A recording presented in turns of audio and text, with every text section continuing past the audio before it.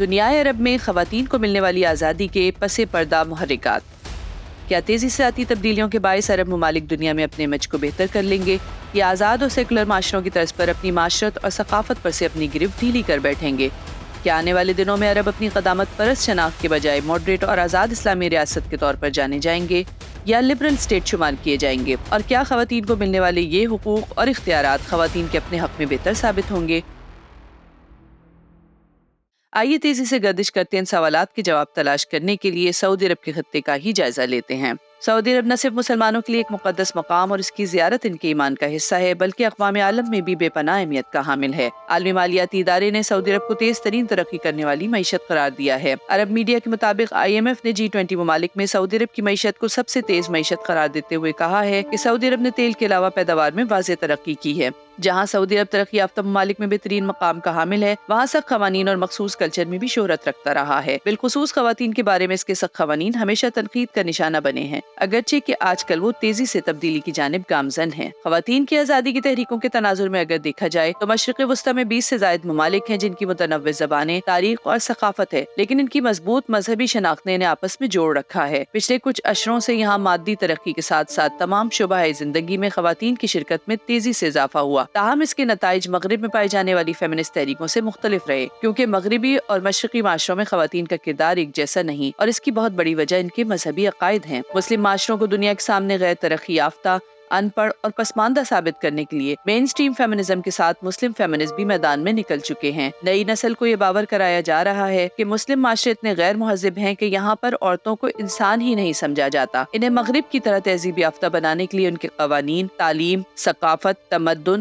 اقدار، روایات اور مذہب میں تبدیلیاں لانا ضروری ہے۔ اس ایجنڈے پر نو آبادیاتی دور سے کام ہو رہا ہے۔ یہاں پر عرب اسپرنگ کا ذکر بہت ضروری ہے۔ یہ حکومت مخالف مظاہروں اور مسلح بغاوتوں کا ایک سلسلہ تھا جو 2010 کے عشرے کے اوائل میں پوری عرب دنیا میں پھیلایا گیا۔ اس کا آغاز کرپشن، معاشی جمود، دولت کے ارتکاز، بے روزگاری، انسانی حقوق کی خلاف ورزی، بادشاہت اور آمریت کے خلاف جمہوری سیاسی نظام اور روشن معاشی مستقبل کے تحفظ کی جدوجہد کے نام سے ہوا۔ عام خیال ہے کہ عرب اسپرنگ کی آگ مقامی حکومتوں پر نوجوانوں اور خواتین کے عدم اعتماد کی وجہ سے بھڑکائی گئی۔ مظاہروں کا یہ سلسلہ تیونس میں انقلاب کی شکل میں نمودار ہوا اور پھر دیگر ممالک لیبیا، مصر، یمن، شام اور بحرین تک پھیل گیا۔ ان ممالک میں یا تو حکمرانوں کو معزول کیا گیا، جیسے تیونس کے زین العابدین بن علی، لیبیا کے معمر قذافی، مصر کے حسنی مبارک، یمن کے علی عبداللہ صالح اور سوڈان کے عمر البشیر، یا بغاوتوں کے نتیجے میں تشدد، فسادات، خانہ جنگیاں اور شورشیں دیکھنے میں آئیں۔ عراق، الجزائر، لبنان، اردن،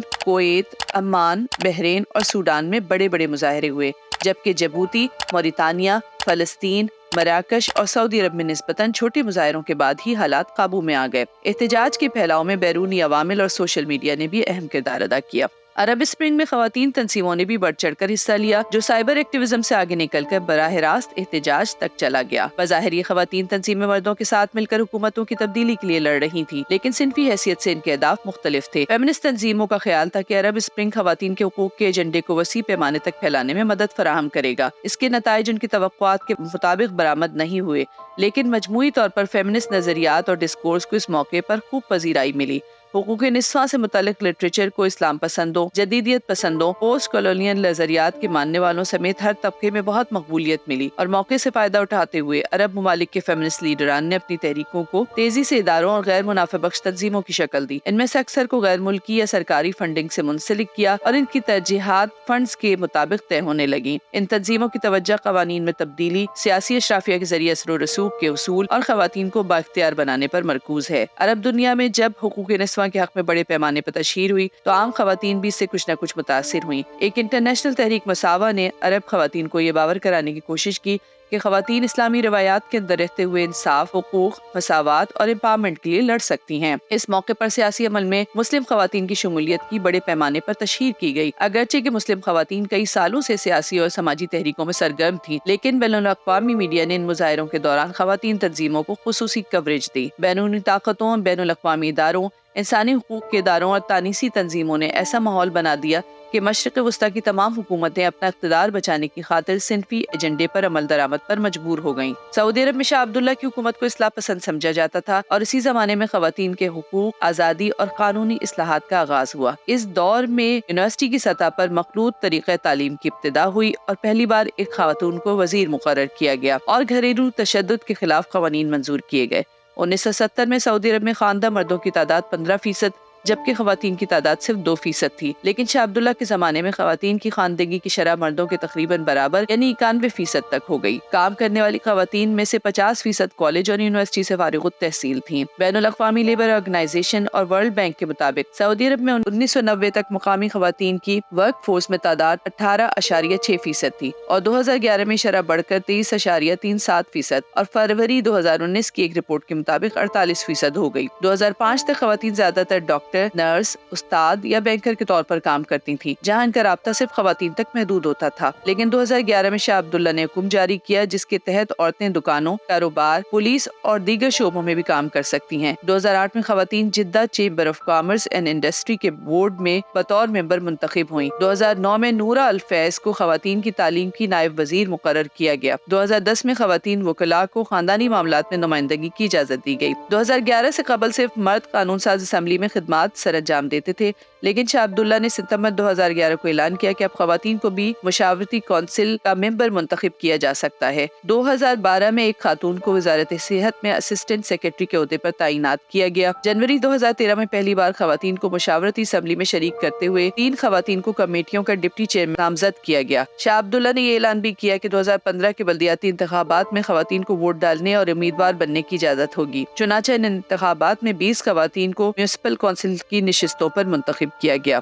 سعودی عرب میں نسائی تحریک کا آغاز 2007 میں اس وقت ہوا جب کنگ سعود یونیورسٹی میں تاریخ کی خاتون پروفیسر خاتون الفاسی کا ایک تحقیقی مقالہ شائع ہوا۔ اس میں دعویٰ کیا گیا تھا کہ بعد از اسلام عرب میں خواتین قانونی طور پر آزاد شخصیت کی حامل ہوتے ہوئے اپنے کاروباری معاہدے کرنے میں آزاد تھیں، جبکہ آج کے سعودی عرب میں عورتیں مرد سرپرست کے بغیر کوئی تجارتی معاہدہ نہیں کر سکتی۔ 2008 میں نسائی تحریک کی شدید مخالفت بھی سامنے آئی اور رودھا یوسف نے 5000 سعودی خواتین کے دستخطوں سے ایک درخواست دی جس میں لکھا تھا کہ میرے سرپرست زیادہ بہتر طور پر جانتے ہیں کہ مجھے کیا کرنا چاہیے، اور اس کے ساتھ ہی مردوں اور عورتوں کے مابین مساوات کا مطالبہ کرنے والی خواتین ایکٹیوسٹ کو سزائیں دینے کی تجویز بھی دی گئی تھی۔ مغربی فکر اور مخلوط معاشرت پر تنقید کرتے ہوئے کہا گیا کہ عرب روایات اس کے خاص نشانے پر ہیں اور حقوق نسواں، آزادی اور ترقی کے نام پر اسلامی اقدار کو تباہ کیا جا رہا ہے۔ 2009 میں وجیہت الحویدر نے مرد سرپرست کے بغیر بین الاقوامی سطح پر سفر کرنے کی کوشش کی اور دیگر خواتین کو اس کی ترغیب دی۔ 2011 میں کئی سعودی خواتین ایکٹیوسٹ نے وزیر محنت کو ایک خط لکھا جس میں خواتین کو گاڑی چلانے اور اکیلے سفر کرنے کی اجازت دینے کا کہا گیا تھا۔ 2016 میں ہیومن رائٹس واچ کی ایک رپورٹ کے بعد عزیزہ یوسف نے شاہی حکام کو ایک درخواست پیش کی جس پر 14,000 خواتین کے دستخط تھے۔ شہزادہ محمد بن سلیمان کو جون 2017 میں ولیعہد مقرر کیا گیا۔ انہوں نے سعودی عرب کو جدید خطوط پر استوار کرنے کے عزم کا اظہار کرتے ہوئے ہر شعبے زندگی میں اصلاحات کی۔ مئی 2018 میں جنسی ہراسمنٹ کا قانون منظور کروایا۔ اپریل میں سینما پہ پابندی ختم کی، لڑکیوں کے لیے اسکولوں میں فزیکل ایجوکیشن پروگرامز شروع کیے اور انہیں کھیلوں کے پروگرامز میں شرکت کی اجازت دی۔ ستمبر 2019 میں سیاحت کو فروغ دینے کے لیے ای ویزا متعارف کرایا، سیاحوں کے لباس میں نرمی کا اعلان کیا۔ اپریل 2020 میں کوڑوں کی سزا ختم کی، سرمایہ کاری کو فروغ دینے کے لیے کئی پروجیکٹ شروع کیے، کھیلوں اور تفریح کے لیے علیحدہ شہر بسانے کے پروجیکٹ بنائے۔ 2017 میں خواتین کی ریٹائرمنٹ کی عمر مردوں کی طرح 60 سال کی گئی۔ خواتین کو ملازمت کے دوران حمل اور زچگی کی چھٹیاں دینے اور صنفی بنیادوں پر امتیازات کی ممانعت کی گئی۔ 2018 میں نسائی تحریک چلانے والی خواتین کارکنان کے خلاف کریک ڈاؤن ہوا اور کچھ افراد کو حراست میں لیا گیا۔ اس تحریک میں سب سے زیادہ زور اس مہم پر تھا کہ انہیں گاڑیاں چلانے کی اجازت دی جائے۔ جون 2018 میں خواتین کو ڈرائیونگ کی اجازت دے دی گئی اور خواتین لیڈر اور اسکالر مداوی رشید نے اسے خواتین کی فتح سے تعبیر کیا۔